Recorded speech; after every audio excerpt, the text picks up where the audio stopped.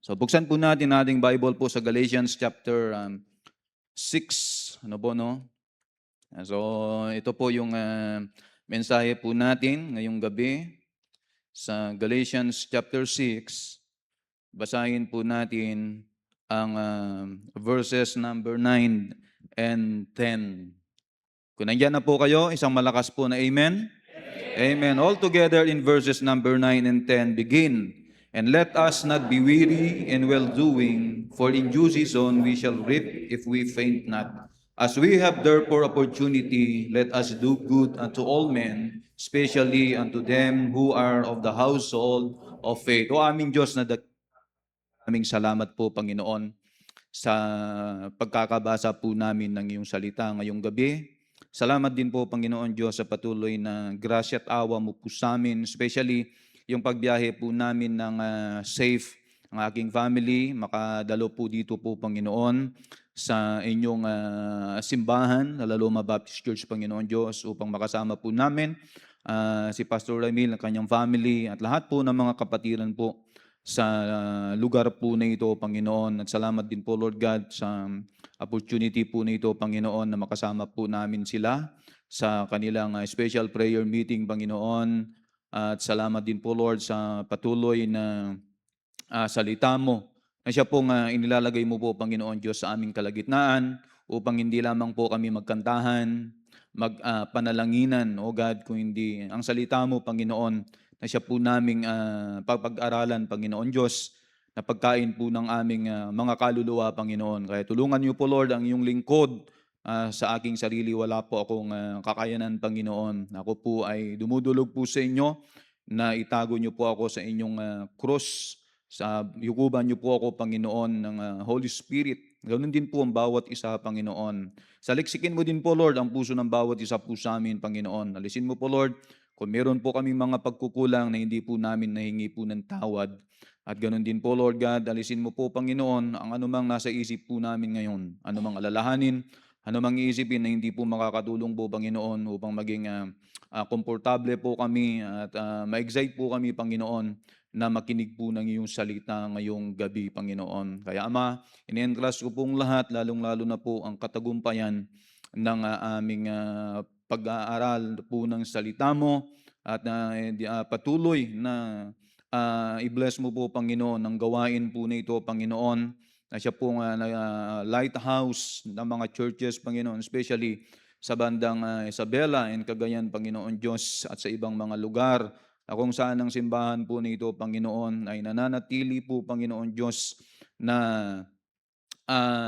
sa prinsipyo niyo po, Panginoon, biblically, lalo-lalo na po, Lord, sa aming mga kaligtasan at sa aming mga calling, Panginoon Diyos, na mag-soul winning, mag-disciple po, Panginoon, ng mga lost souls, Panginoon Diyos. Kaya Ama, in-entrust ko na po ang lahat.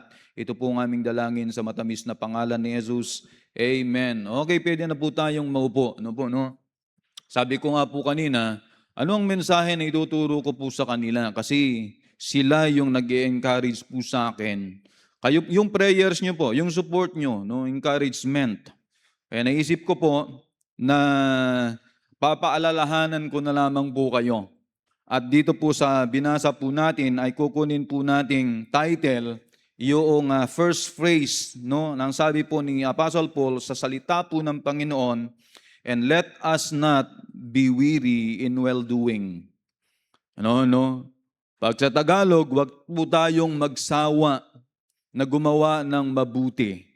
No, sa ibang ibig sabihin po nito, no, wag tayong magsawa na gumawa ng tama. Or lalimin po natin sa panahon po natin ngayon, no, wag tayong tumigil, no, na ibigay natin ang ating best na paglilingkod sa harapan po ng Panginoon at para sa ating Panginoon. Yan po yung ibig sabihin po niyan. So meron po tayong tatlong points lamang ngayong gabi, no, na makinig po kayong mabuti po sa akin para tayo po ay tawag dito, madaling matapos. Ano po ako, no? Sabi ko nga, first time ko kasing dumayo po dito sa inyong harapan. At alam naman po natin na ito po yung central po natin, Pastor. Kaya sabi ko sana hindi na matutuloy yung pag-preach ko sa Laloma. Pero natuloy pa rin po, natuloy pa rin. Alright, so number 1 po tayo, no? Anong ibig sabihin po ng be not weary in well-doing? Ano po yung mga bagay-bagay na hindi dapat po tayong tumigil, no, sa mga ginagawa po nating tama o sa pagbibigay po natin ng best na paglilingkod po natin sa Panginoon. Number 1, by serving Christ through our labor. No? By serving Christ through our labor. Sa paglilingkod po natin sa Panginoon sa pamamagitan po ng ating pagpapagal. Yan po yung hindi po dapat tayong tumigil po dyan. No? Sabi po sa 1 Corinthians, buksan po natin sa 1 Corinthians po, basahin po natin yung chapter 15, verse number 58. Ang sabi po ng salita po ng Panginoon, therefore, my beloved brethren, be ye steadfast, unmovable, always abounding in the work of the Lord, for as much as you know that your labor is not in vain in the Lord. No po, no? So, alam po natin, si Apostle Paul po nagsabi po nito. At ang pinakamaganda po na encouragement po na Apostle Paul sa ating mga believer na naglilingkod po sa Panginoon at para sa Panginoon, sabi ng Biblia, is your work is not in vain or your labor is not in vain. Diba? Yan po yung pinaka-the best na labor po natin. Ang mag-labor po tayo, ang mag-serve po tayo, no, para sa Panginoon. Diba? Kadalasan nababanggit po nababasa po natin work. Pero yung term po ni Apostle Paul po ngayon is labor. Ibig sabihin, yung work kasi 8 hours, pero kapag nag-extend ka na po, ang tawag na po diyan labor. Di ba? So ito po yung labor eh. So napakaganda na idea po ito sa paglilingkod po natin sa Panginoon.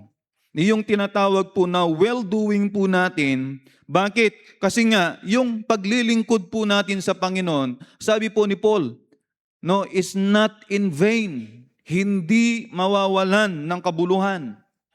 No? So ano-ano po yung mga bagay-bagay po na yan na kailangan nating ipaglilingkod po, no, sa ating Panginoon, para sa ating Panginoon. So number 1, under that is, be not weary in going to church. Diba yung acoustic po natin sa growth, yung unang-una po doon na letter G is, go to church regularly.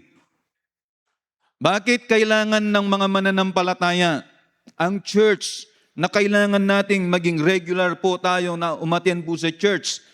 It's because ito po ay mahalaga sa Panginoon.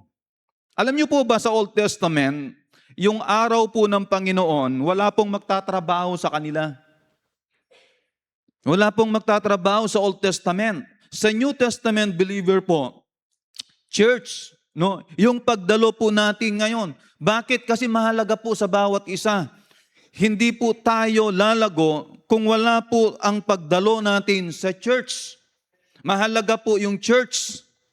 Kung wala po sanang church, hindi po yan inilagay po sa Bible na kailangan nating gawin. Tama? Kasi mahalaga po yung church eh. So doon po tayo lalago. Isipin niyo po pag pumunta po tayo sa church, anong una nating gagawin? Magkakantahan, mananalangin po, magkakantahan po, magbibigay po, magre-render po yung mga choir po natin dito. Pagkaganda-gandang awitin, feeling natin para na tayo po nasa langit. 'Di ba? Tapos, magikinig po tayo ng salita ng Diyos. Isipin mo po simula sa umaga, no, before the time, bago mag-alas 9, dapat kailangan pumunta na po tayo dito. Meron po tayong Sunday school, meron tayong worship service, meron tayong gospel hour, meron tayong special prayer meeting. Tapos meron pa po kayong meron akong pinapanood sa inyo na special service nyo eh. Yung topic nyo is soul winning po, saka discipleship. So ilang service na po yun kung tutuusin. Pero kapag wala ka po doon, ang laking kawalan mo po sa pangangailangan ng kaluluwa po natin. Isipin mo po yun bilang ikaw, sa pangangailangan po nating pisikal, kailangan kumakain po tayo ng ilang beses. So, lagpas pa ng 7 beses, ano ho? Meron pa tayo, maabot tayo. Yung iba kumakain hanggang 10 times kasi meron pa kayang mga snacks eh. Para saan po yun? Para sa ating pangangailangan pisikal. Ganon din po sa church. Amen? Ganon kahalaga po yung pagdalo po natin sa church dahil yun yung kailangan ng ating kaluluwa. Inilagay po ng Panginoon ang church ng Panginoon na puntahan po natin. And by the way, hindi lamang po sa magandang kalagayan mo ngayon. Siyempre, masarap ang pumunta po sa church kapag ka ikaw ay masaya. Pero how about meron tayong problema? Mas maganda po na kailangan din po natin pumunta po rin po sa church. Bakit? Kasi kung sa magandang kalagayan niyo po, parang nag-aaral ka. No, parang estudyante ka, na-educate po tayo. Pero kapag meron tayong problema, parang bumupunta ka naman sa ospital. Kasi gagamutin ng iyong sugat, ng iyong pangangailangan. Na-encourage po tayo. Di ba meron po tayong sinabi po sa Bible, sa Hebrews chapter 10, verse number 25, na sabi po ng Biblia, na kinakailangan po natin, huwag pabayaan ang pagdalo po natin sa church. Bakit? Kasi dito po tayo nag-e-encourage yan eh. Nagpapalakasan po tayo. Yung sabihin mo, pag mayroon kang problema, hindi ka pumunta sa church, ang tanong, nawala ba yung problema mo? Mas lalong nadadagdagan, ano ho? Pero pag pumunta po tayo sa church, malaki ang possibility na mawawala po yun. Kasi pag narinig mo pa lang yung kantahan ni brother, yung special number nila, yung kanta po nila dito na pagkaganda-ganda, imposible na hindi ka malalagyan yung puso po natin ng kagalangan at may encourage po tayo. Amen? So yan po yung isang bagay po mga kapatid na kailangan po natin. No? Kaya nga ang preparation po natin sa pagdalo po natin sa church, Sabado pa lang ng gabi, dapat excited na po tayo, nakahanda na po lahat ng damit po natin eh. Diba? Pero kapag umaga pa lang ng Sunday, dun ka pa lang naghahanda na mamlansya po mga kapatid, yan po yung indication na hindi ka excited na dumalo sa church. Diba? Kaya iwasan po natin magpa-late. Iwasan po natin malate. Amen? Kasi pag na-late po tayo ng konti, kahit sabihin natin, ay kantahan lang naman yan. Kantahan ha? Pine-prepare nga yung puso natin dyan eh. O, diba? O, di na-miss mo po yun. Diba? Na-miss po natin yon.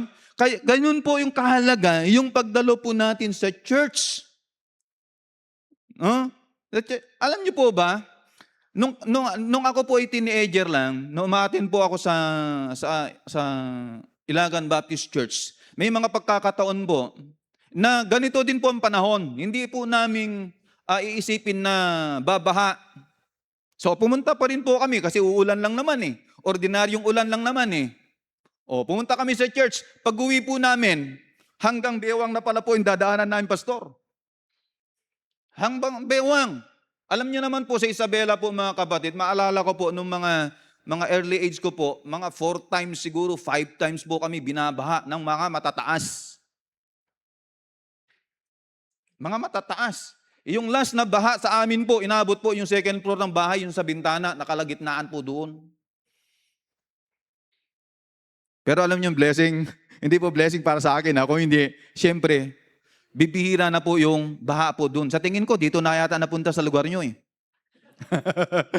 Kaya kapag simpleng ulan lang, wag niyo naman sa iyong gayahin yung ibang mga member na, pastor, hindi po kami makakapunta kasi feeling ko binabagyo na.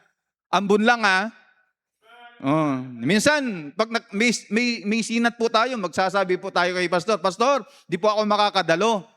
Meron na ako narinig na pastor ang dahilan lamang po ng hindi po natin pagdalo sa church pag may sakit po tayo, yung bedridden ka na. Kasi pag bedridden ka na talaga, hindi ka na talaga makakadalo eh. Amen? Pero maraming mananampalataya, sipon pa lang sasabihin nila, trangkaso na. Alright? So letter B po mga kapatid is, be not weary in studying the Word of God. Huwag nating pagsasawaan pag-aralan ang salita ng Panginoon. Alam niyo po kung bakit? No, kung mahalaga ang pagkain nating pisikal, napakahalaga din po ng salita po ng Panginoon. Isipin nyo po, di ba? O, yung apat po na service po natin, meron tayong Sunday School, meron tayong worship, meron po tayong gospel hour, meron tayong prayer meeting. Apat po ang pag-aaral po natin ng salita po ng Diyos po yan. Di ba? So bakit hindi na lang minsanan sa isang po? Kasi tayong mga Baptist, hindi pwede. Hindi pwede na mawala po ang salita ng Diyos. Di ba? Hindi pwede. Bakit? Kasi mahalaga po ang salita ng Panginoon eh. Yan ang pagkain natin ng ating kaluluwa. Diyan din po isa lalago ang iyong kaluluwa po mga kapatid. No? And then, siyempre sa bahay po natin, meron tayong mga kanya-kanyang Bible, di ba po? O wag natin gamitin po yung display. Ano mang kwenta po ng Bible po natin, kung ito po makaganda-ganda, pero hindi pala natin binubuksan, pinag-aaralan, hinihimay-himay po mga kapatid, wala pong kwenta. Hindi din po tayo lalago po mga kapatid, sa kaalaman po natin tungkol sa salita ng ating Panginoon. Maalaala niyo po si Joshua, di ba po? Isang bagay kung bakit po siya ay nagtagumpay. Ano pong sabi niya po? This book of the law shall not meditate therein day and night. Isipin mo po, no? Yan ang salita ng Diyos. Minemeditate niya. Kumbaga, parang yan kumakain, nginunguya-nguya niya muna. Di ba? Para yung nutrients or yung kinakailangan maano po natin. Kasi yun yung kailangan natin sa pagkain. Di ba ang kalabaw, dalawa po ang tiyan? Ang kalabaw, kumakain po yan na mabilis. Pero pag nagre-rest na po sila, manguyunguya nila, tapos nililipan nila doon sa kabila. Ganun po ang natin sa salita ng Diyos. Amen? Kaya dapat pag nakinig po tayo ng salita ng Diyos, buksan po natin ang puso natin. Isarado po natin yung cellphone po natin. Tama ba yun? Oo, kasi nagpipreach po ang pastor, bukas po yung cellphone nyo, minsan patago po kayo. Oo. Meron nga tayong mga indicates po dyan na turn off your cellphone, pero maraming mga Kristiyano, binubuksan pa rin po. Kaya pag hindi natin alam kung anong gagawin natin. Kasi nakita mo, binawal na dapat nakapatay lang. Pero may mga pastor, katulad po ng pastor po natin dito, mabait po yata, naka-on yung cellphone nyo po, for emergency purpose, makakatulong din naman po yan. Pero yun nga po mga kabalik, kadalasan ang cellphone, nagiging pagdating po sa loob ng church, sa pagkikinig po natin ng salita ng ating Panginoon. Kaya napakahalaga po mga kapatid ng salita ng Panginoon. Anong sabi ni Paul kay Timothy? Sa 2 Timothy chapter 3 verse number 16, all scriptures is given by inspiration of God. Ibig sabihin, lahat po ng salita po ng Diyos na ito, ibinigay para sa atin. Bakit? Para sa ating ikalalago. Itipan nyo po, tignan nyo po, kung paano po ibinigay ng Panginoon. Anong sabi po ng Biblia? Profitable for doctrine. Kaya pag nagtuturo po si pastor, makinig talaga tayong mabuti. Amen? Para meron pong maiwan po sa atin. Isipin mo, punta ka dito, pero yung isip mo nasa labas. Ano ngayon ang maiiwan po sa puso natin? Sa isip po natin. Wala. Kasi yung isip mo nandun. Nandito yung presence po natin, pero yung po natin, nandun pala sa labas. Isipin mo, at hindi ka mag-e-enjoy. Amen? Profitable, sabi niya dyan, for correction.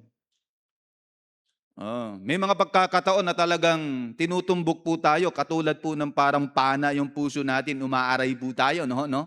Pag nag-preach po ang pastor, nasasaktan po tayo, alam nyo po, yun po yung maganda, yung tinatamaan po tayo ng salita ng Diyos. Amen? Iwasan nyo po yung kinikiliti po tayo. Hindi po yun. Ang salita po ng Diyos, di ba sabi ng Biblia, sharper than two-edged sword.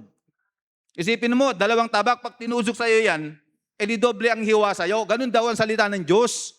Amen? Kaya sabi po ng Biblia, ganun kahalaga kung bakit kailangan natin hindi pagsasawaan po ang salita ng Diyos dahil ito po ay inspiration of God. Sabi po ng Biblia, profitable for doctrine, for reproof, for correction, instruction in righteousness, para sa ikakabuti po natin. Amen? Maalaala nyo po, sa unang pananampalataya po natin, natutubo po tayo? Kasi nung basta na lang po tayong pumasok po doon, di ba? Hindi tayo natuto. Pero ngayon po, nakatagpo tayo ng isang simbahan na ang tanging authority ng pagtuturo, itong salita ng Diyos. Malaki po bang pagbabago o walang pagbabago pa rin? Malaki po, amen? Malaki. Kasi sa salita ng Diyos, unang-una na ano po tayo, yung attitude po natin. Diba? Yung attitude po natin. Kasi nung araw, seasonal ka lang magsimba eh. Pag birthday mo, dun ka lang pumapasok, ano ho? Diba? Kapag inimbatahan ko pa, na magsimba tayo, magsisimba ka lang. Parang naglalaro nga lang eh. Parang nag-window shopping nga lang. Wala namang interest po mga kapatid. Kung ano ba yung punta niya po doon. Kadalasan, simbang gabi, di ba? Lahat po na ito, wala naman salita ng Diyos eh. Nung araw nga, sabi nga ng mga matatanda, huwag ka magbabasa ng Bible kasi masisiraan ka ng ulo. Isipin mo po yun, matagal na itinago po sa atin ang salita po ng Panginoon. Pero mapalad po tayo ngayon. Ang salita po ng Diyos, ibinibigay po sa atin. Meron po tayong kanya-kanyang Biblia po mga kapatid na dala-dala kung saan pwede nating basahin, kung saan lugar, anong oras po. Bakit? Kasi yan po yan eh. Kaya wag tayong mag-ano po dyan, sa salita po ng ating Panginoon. Be not weary in going to church, study the Word of God, and be not weary in serving the Lord. Anong sabi ni Paul? Your labor is not in vain in the Lord. Yan po yung magandang labor po mga kapatid. Na binigyan po tayo ng pagkakataon ng Panginoon na maglingkod sa isang hindi ordinaryong gawain.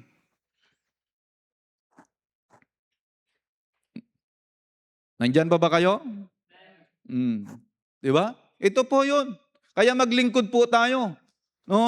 Lahat po na nandito, naniniwala po ako na meron po tayong mga kanya-kanyang ginagawa po dito. Merong song leader, merong choir director, merong musicians, merong Sunday school teacher, merong taga-invite, merong nagpipreach, merong kumakanta. Di ba? Lahat po yan mga kapatid. Ay service po natin sa Panginoon, para sa Panginoon po. At yung mga ginagawa po natin mga yan, kung magbabalik tanaw po tayo, ito po yung nagbibigay ng kagalakan po natin. Amen? Kagalakan na maglingkod, magpatuloy sa ginagawa po natin sa Panginoon. Hindi nyo ba naobserbahan? Lalong-lalo na po yung mga matatagal na po dito. Diba? 20 years, 50 years na po kayo, Hindi nyo ba naisip na ito na lang ulit-ulit ang ginagawa ko and yet nandyan ka pa rin? Hindi nyo ba naisip po yon? Marami na pong mga susunod na henerasyon na ito. Ayan yung mga bisita po natin dyan. Yan po ay mga bunga ng pagpapagal nyo po dito. Dinadala nyo sila dito, inaakay nyo sila dito, in-entertain nyo po sila, tinuturuan po sila ng salita ng Diyos. Naisip mo na ba na walang kabuluhan yan? Makabuluhan. Kasi yung ginagawa po natin sa Panginoon po mga kapatid, ano sabi ng Biblia? Ito ay makabuluhan. Amen?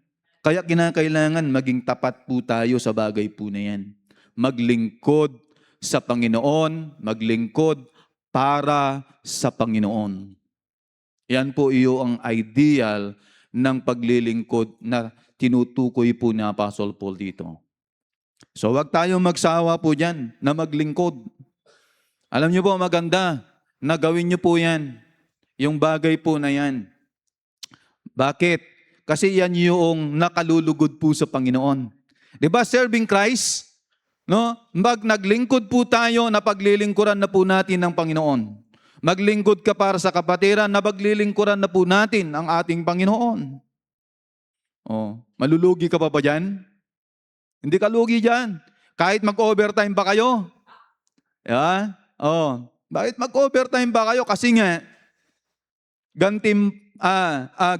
pagpapala dito sa lupa, gantimpala sa kabilang buhay. O, di doble. Pagpapalain ka ng Panginoon dito, mga material na bagay, yung kalusugan nyo po, promotion, lahat po yan. Blessing po ng Panginoon. Pero wag nyo ding aalisin, meron kayong reward sa langit. O, di ba? O, saan ka pa? O, kaya wag tayong tatamarin na maglingkod po sa Panginoon. Amen? O, yung mga hindi pa naglingkod, tignan nyo po yung ginagawa ng mga naglilingkod po dito. Yung mga matatanda na nakakatuwa po yan. Sa tagal na nila po dito mga kapatid, pero naglilingkod po sila. Sila po yung magandang tignan po natin sa paglilingkod. Sayang lang yung buhay po natin.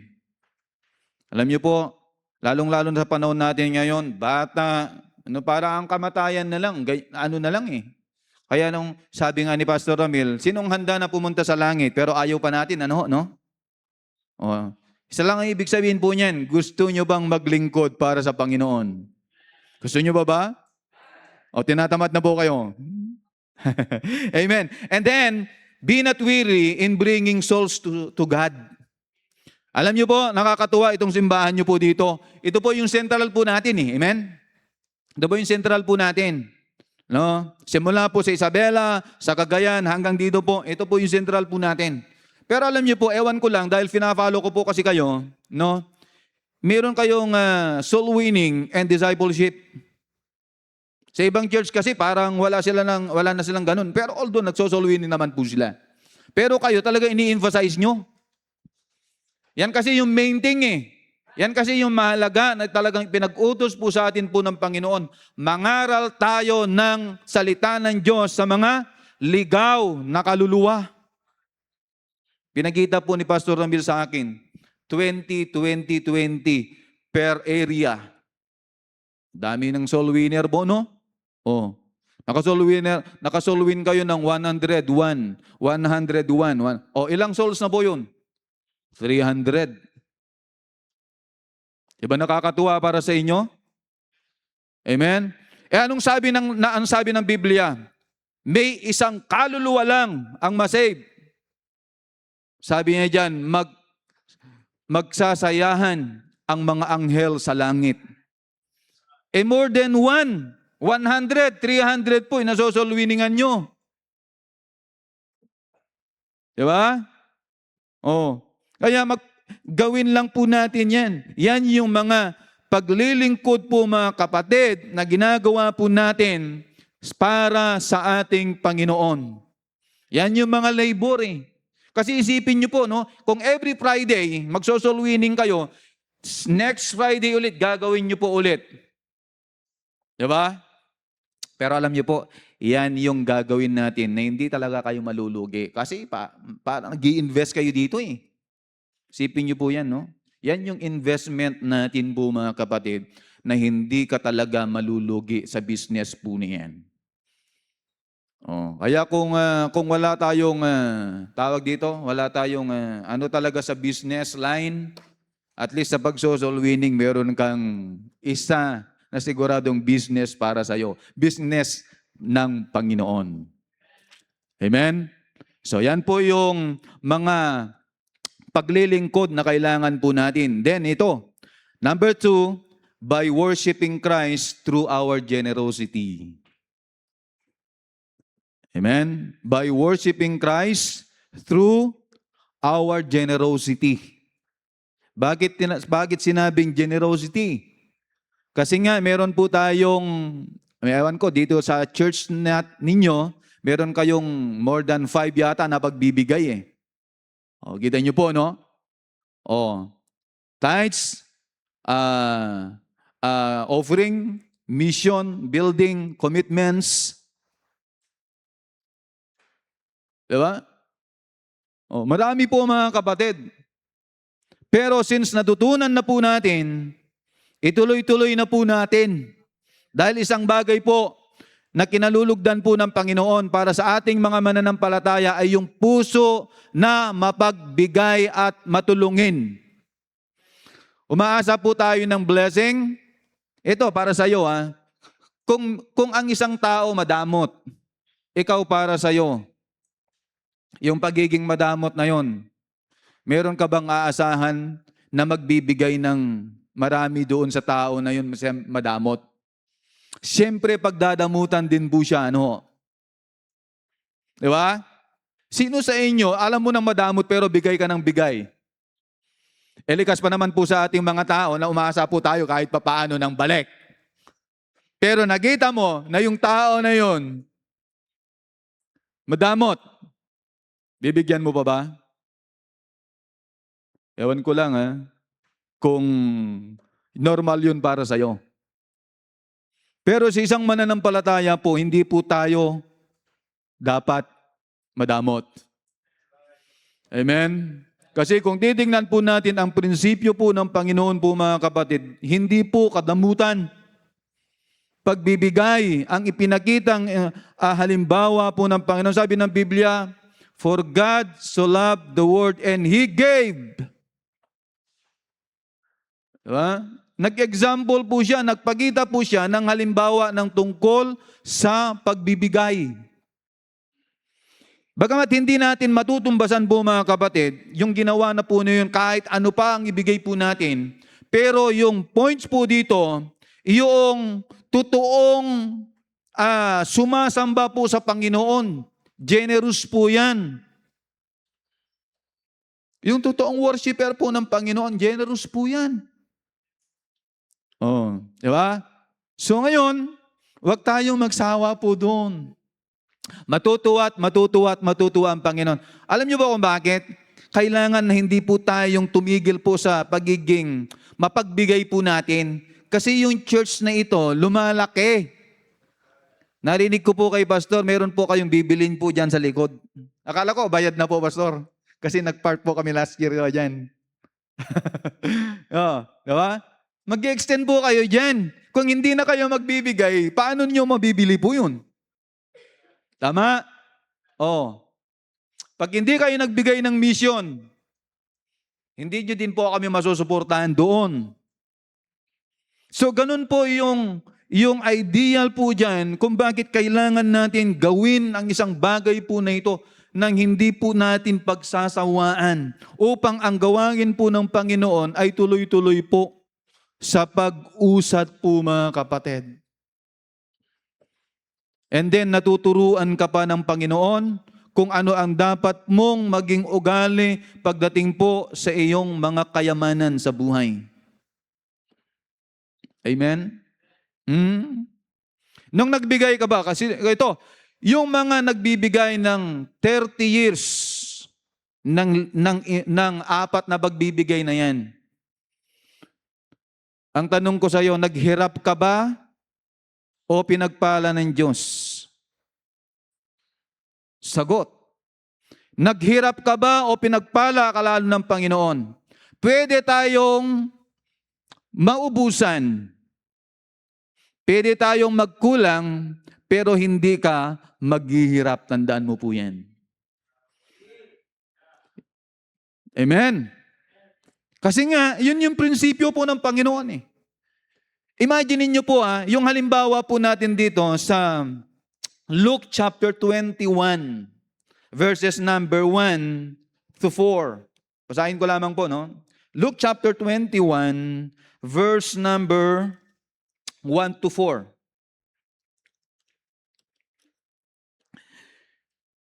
Sabi naman Biblia, and he looked up and saw the rich man casting their gifts into treasury, and he saw also a certain poor widow casting in thither 2 mites. And he said, of a truth I say unto you, that this poor widow hath cast in more than they all. For all these have their abundance cast into an offering of God, but she of her penury had cast into all the living that she had. Kita niyo po, no? Alam niyo po kung bakit pinuri po ng Panginoon?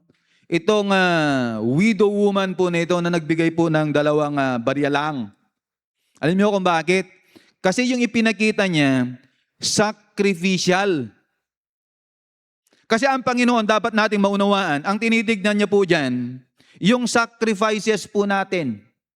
Hindi po katulad po ng tao, ang tinitignan po kasi ng tao, amount. Huwag niyong kalilimutan po yan.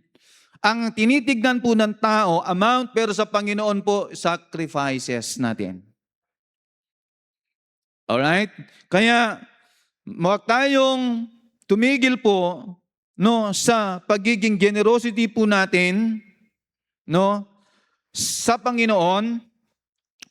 Alalahanin po natin yung first church sa Jerusalem. Meron po silang magandang na magandang katangian doon sa Acts chapter 2 verse number 45. Ang sabi po ng Biblia, and they sold their possessions and goods and parted them to all men as every man had need. Itong simbahan po na ito, meron po silang magandang reputasyon. Isang simbahan, mga grupo ng mananampalataya na mapagbigay at matulungin sa gawain. Kita niyo po, no? Kaya pinuri po sila eh. Itong church na ito, alam niyo po ba na sila po ay model church?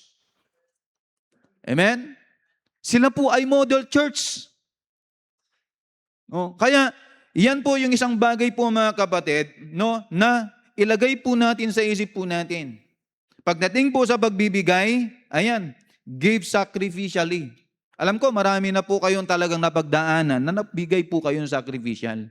Pero yun nga po eh, huwag tayong tumigil po dyan. Amen? Dahil as the more na nagbibigay po tayo, nawo-worship po natin ng Panginoon, then let there be give faithfully. No, dapat maging tapat po tayo.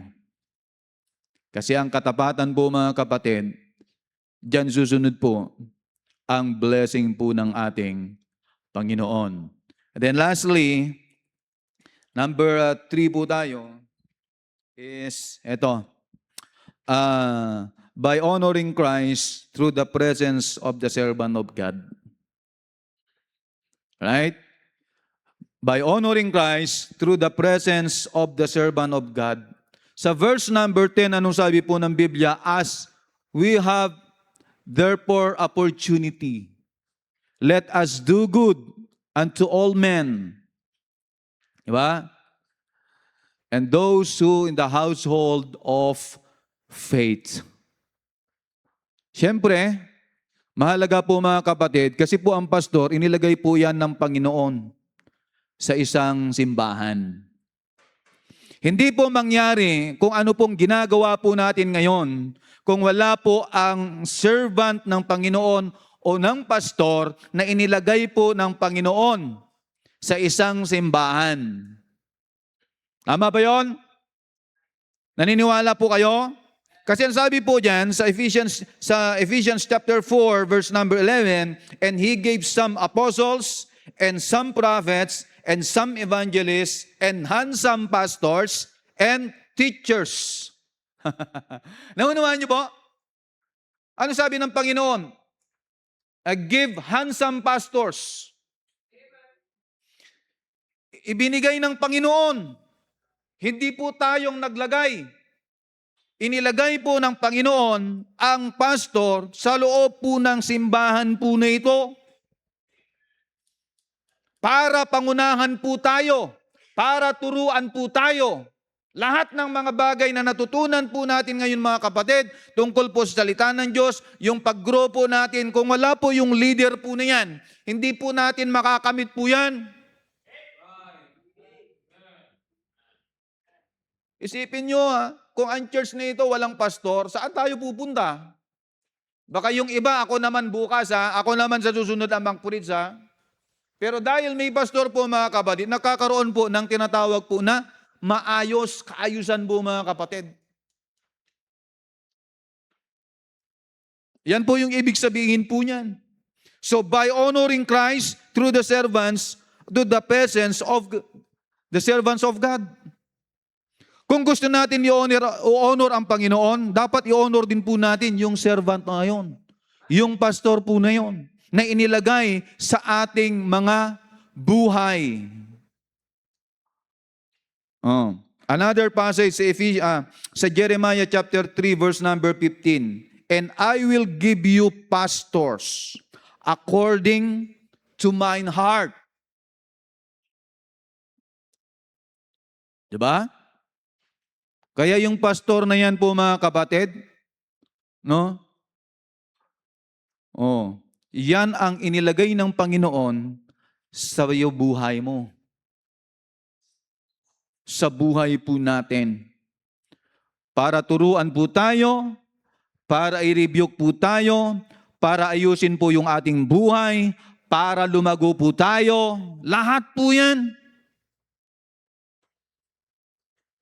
Nagsabi po si pastor nyo ng problema sa inyo. Di ba hindi? Pero tayo, lahat ng problema natin, sinasabi natin lahat sa Kanya. Kung ilan ang attendance nyo po, yun din ang matatanggap ni pastor. Pero siya, never siya nagsasabi, no? Ganun po ang pastor eh. Hindi namin pwedeng sabihin kasi sa inyo. Pero kami po ay nananalangin para sa inyong lahat.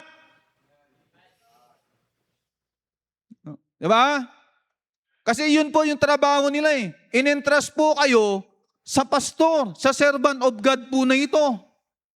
Kaya yun naman ang ano niya, papakainin kayo, aalagaan kayo, ibibigay ang sapat na pangangailangan ng iyong kaluluwa. Kaya nga kapag nangaral po ang salita ng Diyos, ang ating pastor, dapat makinig po tayong lahat kasi mamimiss mo yan, sayang. Mamimiss mo, sayang. Ngayon, sisisihin mo po sila. Kung meron tayong mga problema at mahina po yung pananampalataya mo, o sisisihin mo sila pag nakaroon ka ng problema at meron dumating ka sa pagdududa. Sino mang kasalanan? Diba? Shepherd nga eh. Hindi nyo maintindihan yung sinabi ko dahil ako'y probinsyano, naranasan ko po mag-alaga po ng mga hayop. Yung mga hayop po namin, pag umaga na po yan, dadalhin na po namin yan dapat sa magagandang damo. Pag tanghali, uuwi po namin sila, paiinumin po namin sila ng tubig. Ibabalik ulit doon sa bulubundukin. At pagkadapit hapon po, kailangan dadalhin na po namin sila sa shelter. Shepherd.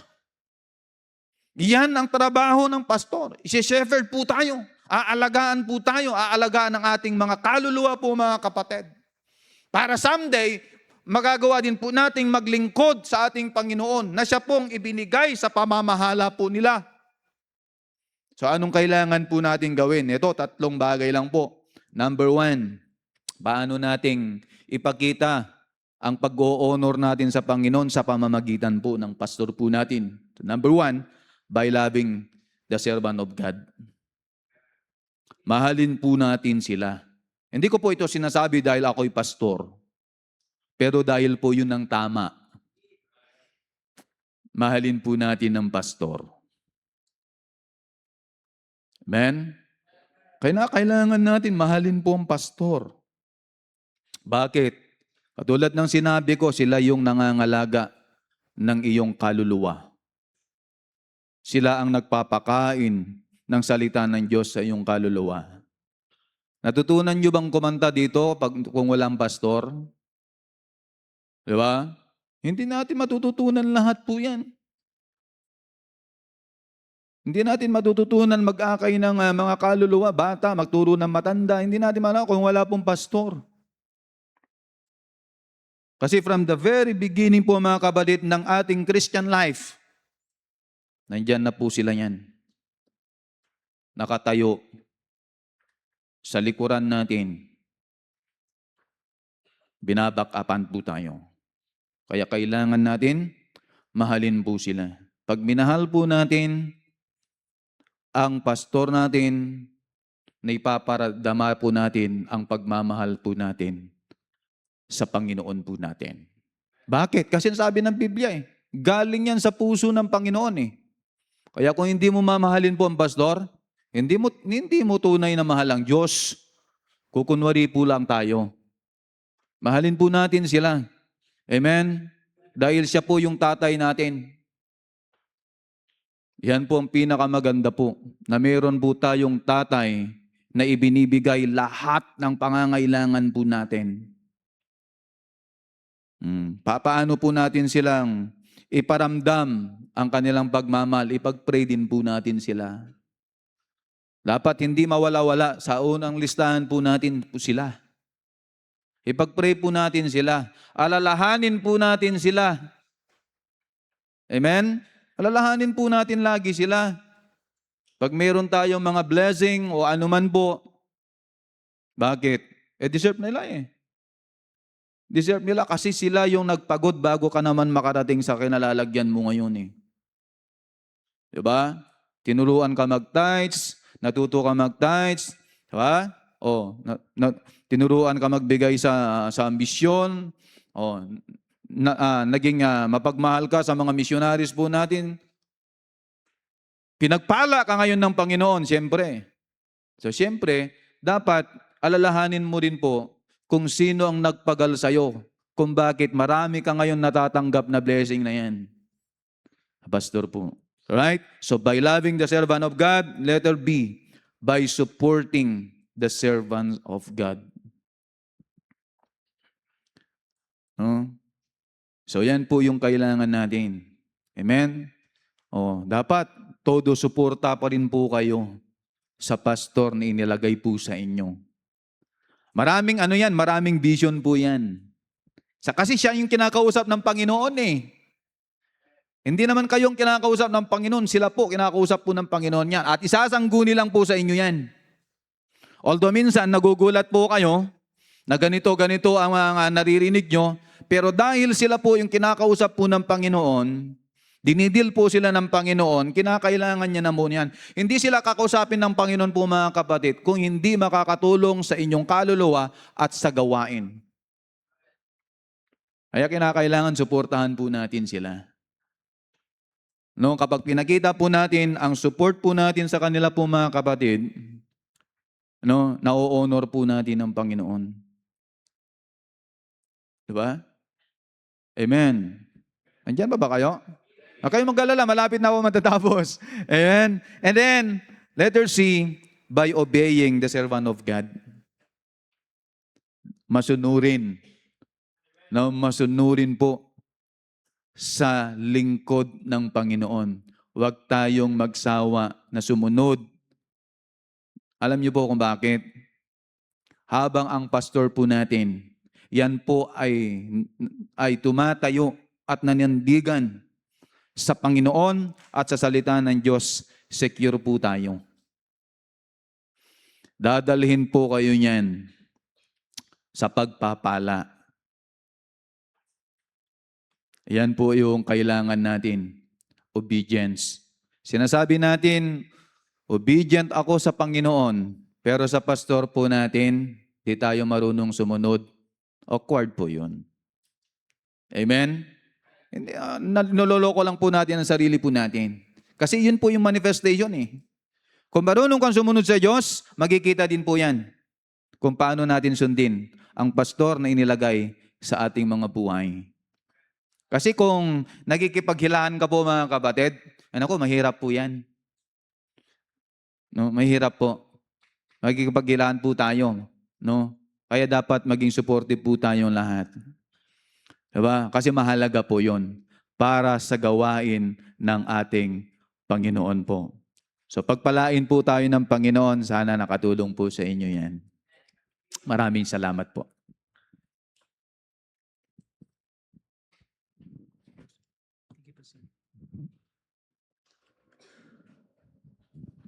Amen. So, tatlong area, no? Laboring, worshiping, saka honoring. Okay, so, di po kami nag-usap sa message niya, ha? Okay, kanina lang kami nagkita ng, anong oras pa, sir? 6, Kasi, nagpahinga muna sila bago sila pumunta rito dahil sa haba ng biyahe, no? At tag dito, nagkita na lang kami dito na sa church. Around 6:25 siguro, 6:20. Okay, but I know na merong pinangusap ang Panginoon sa atin. Yung pinakasalita pa lang na be not weary. Okay, nabanggit niya kanina, taas na ang tagal na natin sa church. Paulit-ulit natin ginagawa ito. Going to church, yung offering natin na ginagawa. Marami na tayong ginagawa na paulit-ulit pero alam niyo, huwag tayong magsawa kasi someday, pagdating doon sa langit, ganun pa rin eh. Amen? Okay? Especially in worshiping. Pero yung mga ginagawa natin na sacrifice dito sa lupa, hindi na natin magagawa doon sa langit. So, dito pa lang gawin na natin, no? At habang may buhay tayo, and siguro sasabihin natin, Pastor, ang tagal ko nang ginagawa. Baliktarin mo na lang. Countdown tayo eh. Yung countdown natin is parang yung countdown ng going to 50. Alam niyo, magandang pagbibilang. Huwag mong tignan yung gaano ka nakatagal na naglilingkod. No, halimbawa, naglingkod ka na ng 46 years. Kung tinitingnan mo yung tagal mong paglilingkod, ang pakiramdam mo napapagod ka. Kasi matagal ka na naglingkod. Pero maganda gawin mo 'yung no? Ilang taon na lang kaya ako makakapaglingkod? Kapag ganun ang mentality natin, ilang taon na lang ako maglilingkod? Then, sabihin ko sa inyo, isang bagay na magiging tendency natin is, ibibigay mo yung pinaka-best kasi what if 1 year na lang? What if 2 years na lang? What if 3 years na lang? What if 4 years na lang? Isang bagay na natutunan ko kay Pastor Brown, kabibigay pa lang ng ka-install ko pa lang, ang kagad na word na sinabi niya is, humanap ka na ng kapalit mo. Maghanap ka ng titrain mo na kapalit mo na. No? Para bang ganito, palaging nandun ka sa punto na, anong gagawin ko na preparation? Okay? So, nasa isipan ko, alam niyo yung nasa isipan ko ngayon? Para at least nyo lang din yung sa heart ko na piniprepare ko yung para bang nag-iisip ka ng magano pala ako, magpi-50 pala ako next year. Pero iniisip ko na ano kayang iiwanan ko sa family ko. So sa side ng family ko, iniisip ko, masecure ko yung family ko. Kasi ang death is anytime. Iniisip ko, dapat meron na yata akong nag-ano ako sa insurance or something na masecure ko lang. Sa family side, sa mga anak ko, tinitingnan ko kung paano sila mag-stand. Sa church side naman, kung mahalata nyo, palaging merong palaging iniisip ko yung manual. Palagi kong iniisip yung gagawin natin na lahat ng mga things na tapos paanong gawin yung mga bagay na because hindi natin alam kung hanggang kailan. Amen? Kaya ang magandang pagbibilang natin, katulad, sabayan natin pagbibilang natin ng countdown to 50. Hindi ko sinasabing by 50 may mangyari sa atin o by year 2020, hindi, 2030 is na. Pero magandang tignan natin na bilangin mo, Lord, ilang buwan na lang kaya, ilang taon na lang kaya, ilan na lang yung nalalabi. Sabihin ko sa iyo, hindi ka mapapagod dahil magmamadali ka, mag-iisip ka ng pwede mong gawin because hindi mo alam kung anong pwede mangyari sa'yo anytime. Amen? Amen? So wag natin tignan, yung sinasabi ni Apostle Paul na forgetting those things which are behind, ang pinakano natin is reaching forth unto those things which are before. So, tingnan natin kung ano yung magagawa pa natin. Okay? Huwag tayong magsawa, amen? Serve lang, amen? Amen? Okay? Worship lang, amen? Okay? Doon sa number 3, samahan nyo lang ako sa mga vision natin. Okay? Pag-pray nyo lang din kami, Pag-pray nyo lang yung family. Pag-pray nyo lang na, dito yung, ang kailangan talaga namin is yung bang encouragement that kasama namin kayo sa mga things na ginagawa sa church. That is enough. No? So, pag-pray natin na hindi tayo malupaypay, man. So, pwede tayong tumayo lahat, magkaroon tayo ng short invitation. Hindi na natin patatagalin, but I know na merong mensahe. Okay, may message na binigay sa atin. Sabi ko nga kanina, yung pagbibilang. Huwag mong bilangin yung tagal mong paglilingkod, mapapagod ka. Ako ayaw kong tingnan yung magkano na yung binigay ko. Magkano yung sakripisyo ko? Hindi ko tinitingnan kung ano yung ano. Ang tinitingnan ko dun sa envelope pag natapos ko na ilagay yung lahat ng allowance ko dun sa envelope at may kulang pa. Ang excited ako is, Lord, paano mo ipupulfill yung mga naiwa, yung paano ko palalagyan yung envelope na yan. Para pagkatapos uli na matatapos ang August, bago dumating yung allowance, by God's grace, lahat ng envelope fulfilled. So pagpe-pray ko ulit sa kalagitnaan ng September, meron pa akong 2 envelope at ipupulfill ko yon kasama pa yung commitment sa anniversary, tapos yung pinagpe-pray ko pa sa Iriga. Hindi ka magkakaroon hindi ka mapapagod kapag nag-expect ka sa Panginoon. Amen? So habang tumutugtog ang ating pianist, alam ko may mga pagkakataon sa buhay natin na parang nagpapagod ka na sa ginagawa mo. Pero huwag ka mapagod. Okay? So habang tumutugtog ang ating pianist, habang nakaligid ko ang ulo, nakapigat ang mata, pwede kang gumawa ng pagpapasya. Panalangin mo, Lord, patawad kung parang feeling ko napapagod na ako. Patawad kung parang feeling ko nandun na ako sa punto na akala ko ang dami ko nang nagawa na parang pwede bang magpahinga na? Okay? Pero kung titignan natin is yung opportunity to serve. Habang church, nabawasan ulit tayo ng 1 araw sa buhay natin pagkatapos ng araw na to. Bukas, biyaya uli ng Panginoon kung gigising tayo. Pagka natapos ang August, nabawasan na naman tayo ng 1 buwan. Pero maganda niyan is, tingnan mo palagi, Lord, hanggat binibigyan mo ako ng buhay, yung mga natitira pang panahon, I'll do something. Tayong matagal na dito sa church, let's prepare the next generation. Let's prepare ang bawat member sa church na Ang prayer ko sa church, especially sa Faith Promise, sana yung mga sumusunod na generation, they will learn how to sacrifice. Gusto kong gawing na ipakita sa yung mga next generation na hindi nakakasawang mag-sacrifice for the Lord. May mga may mga exciting moment sa buhay natin. Ang ginagawa ng Panginoon ng provision, things na hindi mo sukat akalain, pero gagawin ng Panginoon once na inuna mo siya. Amen?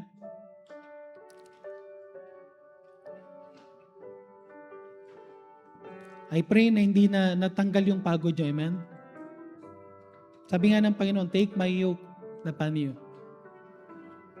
Pag nilalagyan ka ng yoke, parang ibig mo, parang, Lord, mabigat yan ah. Pero nakakagulat ang Panginoon, sabi niya, huwag kang mag-alala, yung yoke ko is easy and light. Parang pagka nilagay mo yung yoke ng Panginoon at naglilingkod ka na, nagiging easy yan because there's always joy in serving the Lord. There's always joy in sacrificing for the Lord. There's always joy kapag may ginagawa ka para sa Panginoon. I thank God I'm not serving human. I thank God I'm not serving even yung ating bansa. I'm serving the King of Kings, the Lord of Lords, the God of heaven, the God who created us, the God who loves us, the God who saves us, and the God who wants to use us. Kaya ang sarap pa rin maglingkod, amen? Amen? Okay? So wag niyo tingnan na kawalan or sacrifice yan, kundi privilege. It is privilege to serve the Lord. Okay? Iniisip natin, Lord, ang dami ko nang ginawa. Tignan mo lahat ng ginawa ng Panginoon. Baka magulat ka. Mas marami ang ginawa ng Panginoon. Amen? Mas marami. So look at the things na ginawa ng Panginoon sa buhay mo. Sa time na lang, let's pray. At church, pag-pray ko na rin yung offering. Let's be a blessing. Okay? Hindi ko sila masasamahan sa Divisoria, pero mag-pray tayo ng pang-Divisoria nila. Amen? Amen? Okay? So, iba yung ibibigay natin love gift. Iba yung love gift. Iba yung pang-Divisoria. Amen? Pero mapupurpit yung Divisoria, yung pang Divisoria, pag hindi sila pumunta ng Divisoria, no? Pag-pray lang natin na maging blessing tayo sa family na tagapagsalita natin. Let's pray. Heavenly Father, maraming salamat po muli sa binigay niyo po, Panginoon, na opportunity to give. Maraming salamat po to be a blessing, Panginoon, sa inyong lingkod. And ganoon din po, Panginoon, sa mensahe namin na pakinggan sa mga challenges. We know, Panginoon, na every time we listen to your word, alam namin, Panginoon, na may mga pagkakataon na kami po ay nire-review, kami po ay challenge. But Lord God, we are thankful na hindi po kayo nagsasawa na magbigay sa amin ng privilege. Lord, I pray na tulungan niyo kami na magkaroon ng kakaibang mindset, kakaibang pagtingin, Panginoon, sa mga bagay na dalang mundong ito, puro ang ginagawa is pinapakita, Panginoon, yung sakripisyo, yung nawawala, pero hindi namin nakikita, Panginoon, kapag kayo pong nagbibigay. O kaya kapag kayo po, Panginoon, ng pinaglilingkuran namin, na wala pong nawawala sa amin, Panginoon. It is a great joy, Panginoon, to serve you. At kami po ay maging servant niyo po, Panginoon. It is our great joy, Panginoon, to sacrifice. To do everything, Panginoon, para sa iyo. Dahil alam po namin na malaking bagay po, Panginoon, lahat ng mga ginagawa namin, Panginoon, ay tunay po na someday, pagdating diyan sa langit, isang napakalaking kaluguran na nakapaglingkod kami sa aming Diyos, na aming sinasamba at lumikha sa amin. Pagpalain niyo po, Panginoon, na aming pagbibigay. Pagpalain niyo po, Panginoon, din ang mga ginawang pagpapasya. Bless niyo po ang bawat isa sa pangalan ng Panginoon Jesus. Amen.